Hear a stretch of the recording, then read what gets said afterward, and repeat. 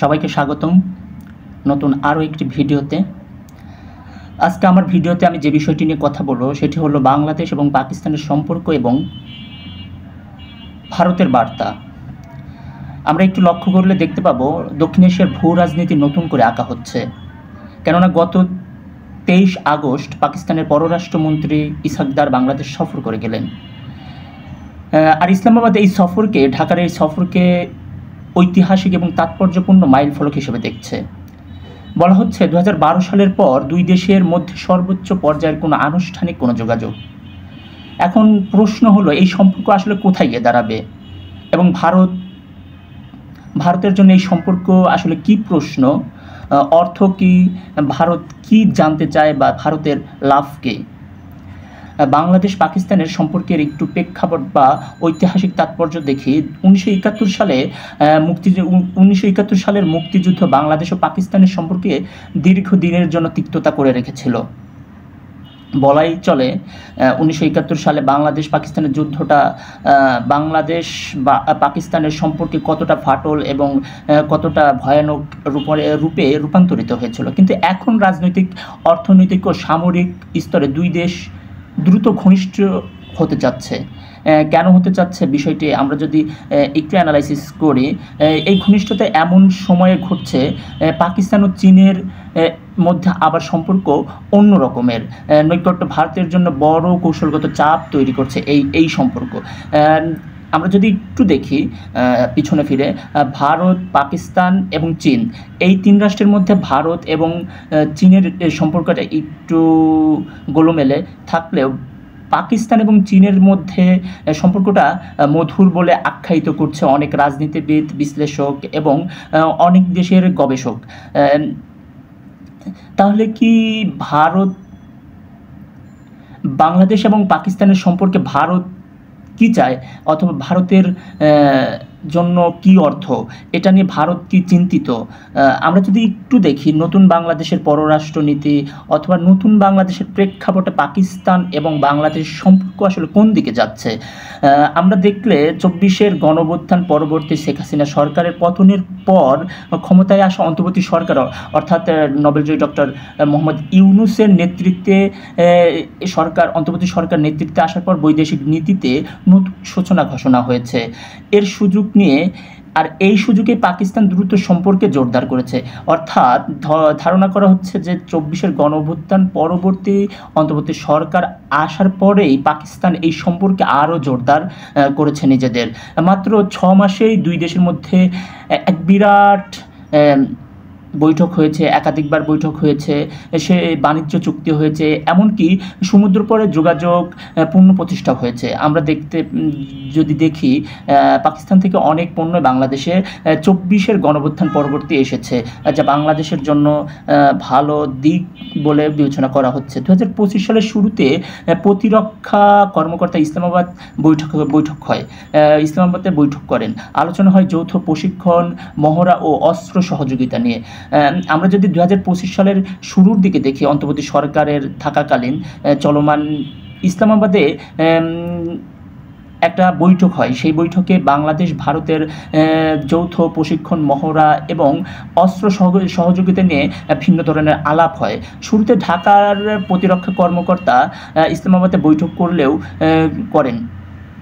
এমনকি চীন পাকিস্তান নির্মিত F-17 যুদ্ধবিমান কেনার আগ্রহ দেখায় বাংলাদেশ। পাকিস্তানের সঙ্গে আলোচনা করার পরেই বলা হচ্ছে পাকিস্তানের সঙ্গে 2000 শুরুতেই প্রতিরক্ষা কর্মকর্তাদের আলোচনার পরেই চীনের তৈরি নির্মিত F-17 যুদ্ধবিমান কেনার জন্য আগ্রহ দেখিয়েছে বাংলাদেশ। ফেব্রুয়ারিতে বাংলাদেশ নৌবাহিনীর প্রধান পাকিস্তান সফরও করেছেন। এর মধ্যে এই ঘনিষ্ঠতা কি চীনের প্রভাব আছে? একদল প্রশ্ন তুলেছে যে বাংলাদেশ পাকিস্তানের মধ্যে যে সম্পর্ক তৈরি হচ্ছে নতুন করে গণঅভ্যুত্থান পরবর্তী অথবা মুক্তিযুদ্ধের একটা কালোময় এই সম্পর্ক থেকে বেরিয়ে এসে নতুন করে কি এই সম্পর্কে চীনের কোনো প্রভাব আছে? এই ঘনিষ্ঠতার পেছনে কি বড় চালক হলো চীন।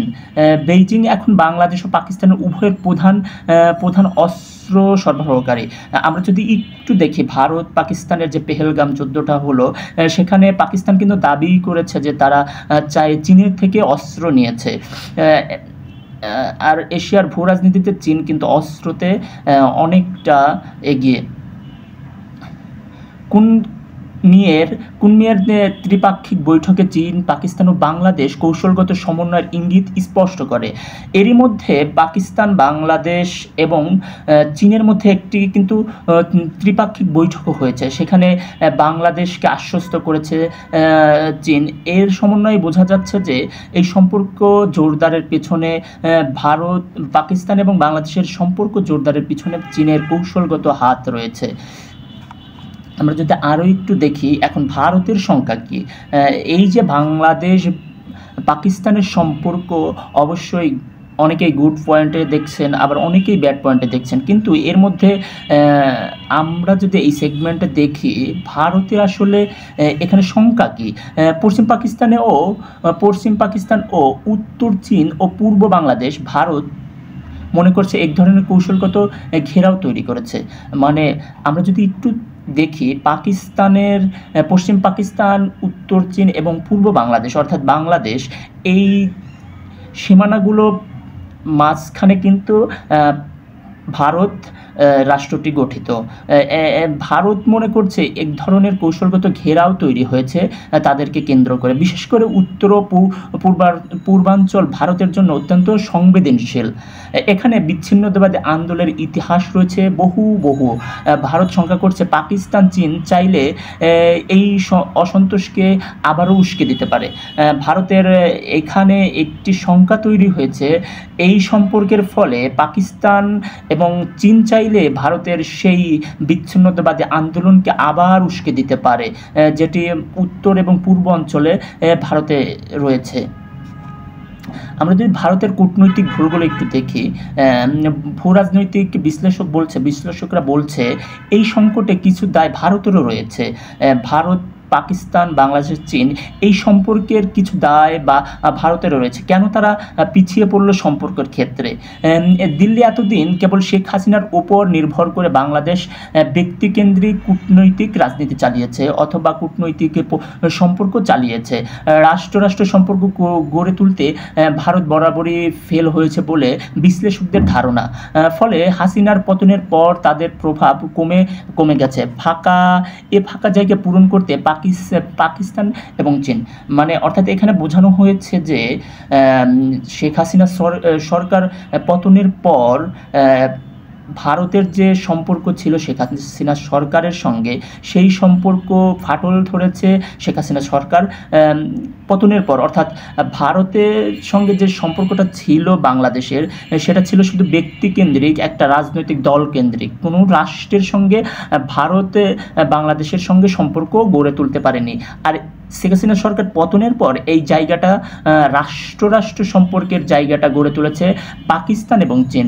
ফলত বাংলাদেশের সঙ্গে যে গণঅভ্যুত্থান পরবর্তী সম্পর্কের ফাটল, এটা মূলত একটি সরকারের অধঃপতন এবং সরকার পরিবর্তনের চাল বলে মনে করছেন বিশ্লেষকরা।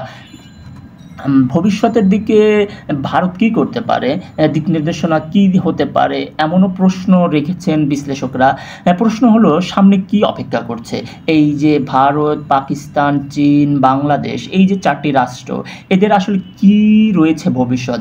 যদি 2026 সালে বিএনপি ক্ষমতায় আসে, অর্থাৎ গণঅভ্যুত্থান পরবর্তী প্রথম কোনো নির্বাচনে যদি বিএনপি ক্ষমতায় আসে, পাকিস্তানের প্রভাব আরও বাড়তে পারে বলে বিশ্লেষকদের ধারণা।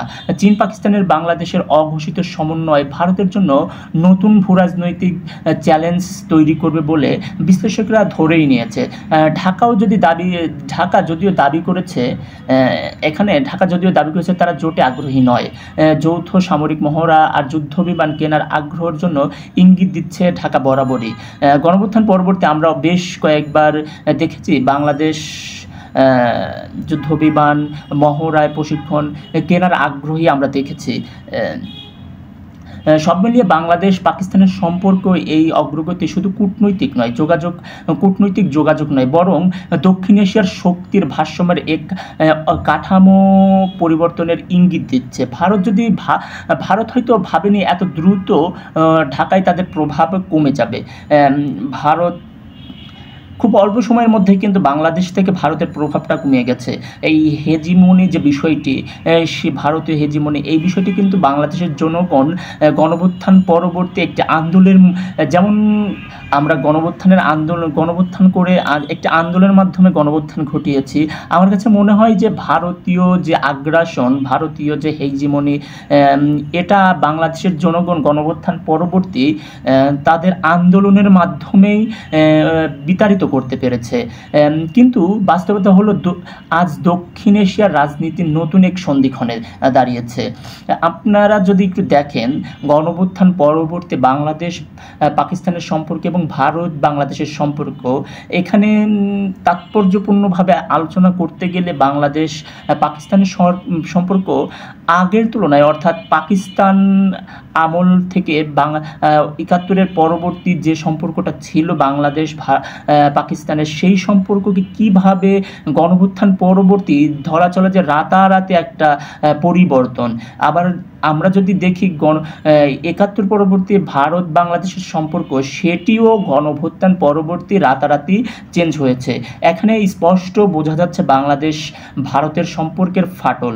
বাংলাদেশের উপরে ভারত নির্ভরশীল শুধু শেখ হাসিনা সরকার, অর্থাৎ তাদেরকেই সাপোর্ট করে গেছে, এমনটাই ইঙ্গিত দিচ্ছে গবেষক দল।